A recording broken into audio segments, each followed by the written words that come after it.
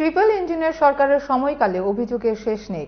এবার চুরাইবাড়ি পঞ্চায়েতের ব্যাপক দুর্নীতি চলছে বলে অভিযোগ। স্থানীয় কমিউনিটি হল ঘরটিও জঙ্গলে পরিণত হয়ে আছে।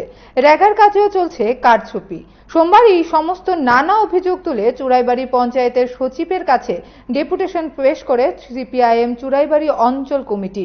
এদিন মোট 5 দফা দাবি আদায়ে ডেপুটেশন দেওয়া হয়েছে। প্রতিনিধি দলে ছিলেন অঞ্চল সম্পাদক আব্দুল হামিদ, তাছাড়াও ছিলেন মহিতুষ চক্রবর্তী, আব্দুল কালাম, উত্তম নাথ প্রমুখ। দ্রুত দাবিগুলো পূরণ না হলে আগামী দিন বৃহত্তর আন্দোলনে যাওয়ার হুঁশিয়ারি দেন নেতৃত্ব। মান উন্নয়নের প্রশ্নে আমরা একটা কমিউনিটি হল সেখানে বামফ্রন্ট সরকার নির্মাণ করেছিল। প্রায় 20 লক্ষ টাকার উপরে সেখানে ব্যয় হয়েছে। 20 লক্ষ টাকা সেখানে আমাদের পঞ্চায়েত সমিতি, জেলা পরিষদের যারা সদস্য ছিলেন, পাশাপাশি গ্রাম পঞ্চায়েতের একটা বিরাট ভূমিকা ছিল। আমরা সেই এত বড় কমিউনিটি হলটা আমরা নির্মাণ করেছি। আমরা এই বিগত 7 বছরে আমরা কি দেখছি?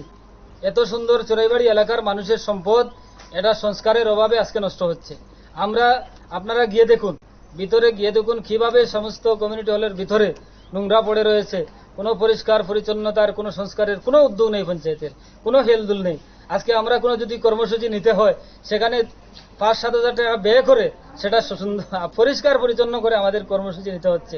এবং অতি দুঃখের সাথে বলতে হচ্ছে, গত কিছুদিন আগে আমাদের একটা কর্মসূচি ছিল, সেই কমিউনিটি হলে আমাদের সময়ে সেখানে বিশ্বগুরু কবি রবীন্দ্রনাথ ঠাকুর এবং কাজী নজরুল ইসলামের দুটি ফটো ছিল 2 সাইডে।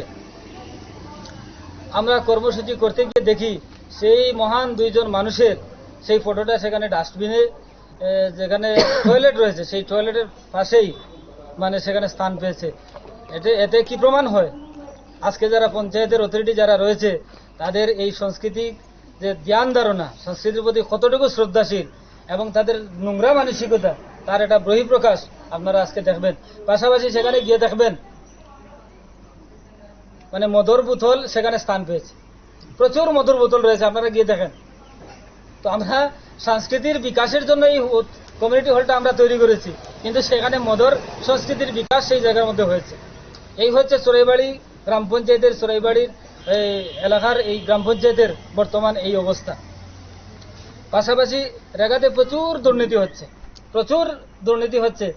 প্রতিটি প্রজেক্টে কাজ শুরু হওয়ার আগে, রেগার কাজ শুরু হওয়ার আগে সেখানে গভর্নমেন্ট গাইডলাইন রয়েছে, সেখানে সাইনবোর্ড লাগানোর কথা, কিন্তু না, সেখানে সাইনবোর্ড লাগানো হচ্ছে না। আমরা জিজ্ঞাসা করেছিলাম জিআরএস সহ অথরিটিকে, ওনারা বলছেন কাজ শেষে প্রায় 8 মাস পরে সেখানে যারা টেন্ডারে সাইনবোর্ড তৈরি করে সেটা 8 মাস পরে তারা সাপ্লাই দিবে। তাহলে কি প্রমাণ হয়? কাজ শুরু হবে, শ্রমিকরা কাজের পাশে আসবে, তারা জানবে কত শ্রমিক সেই প্রজেক্টের মধ্যে ব্যয় হবে, কতজন শ্রমিক সেখানে কাজ করবে, তা নাকি কাজ শেষে 8 মাস পরে সেখানে সব আসবে। এবং আমরা কি লক্ষ্য করেছি, রাত্রে সন্ধ্যার পরে গাড়ি দিয়ে সেই সাইনবোর্ডগুলো আসে এবং সকাল সকাল আবার সেই সাইনবোর্ডগুলো ভেঙে দেওয়া হচ্ছে। তার মানেটা কি?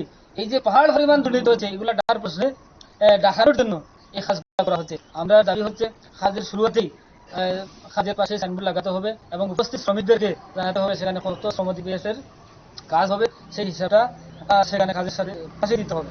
পাশাপাশি পঞ্চায়েত সমিতি এবং জেলা পরিষদের মাধ্যমে বিভিন্ন প্রকল্পে, বিভিন্ন লাইন ডিপার্টমেন্টের মাধ্যমে বিভিন্ন প্রজেক্ট সেখানে নেওয়া হয় গ্রাম পঞ্চায়েতে। তো এখানে এই বেনিফিশিয়ারি নির্বাচনের প্রশ্নে গ্রাম পঞ্চায়েতে স্বজন পোষণ হচ্ছে, সেই প্রশ্নে বিগত 18 বছরে কতটুকু জেলা পরিষদ এবং পঞ্চায়েত সমিতি থেকে কি কি প্রকল্পে কোন কোন বেনিফিশিয়ারি নির্বাচন করা হয়েছে তার হিসাব আমাদের প্রদান করতে হবে।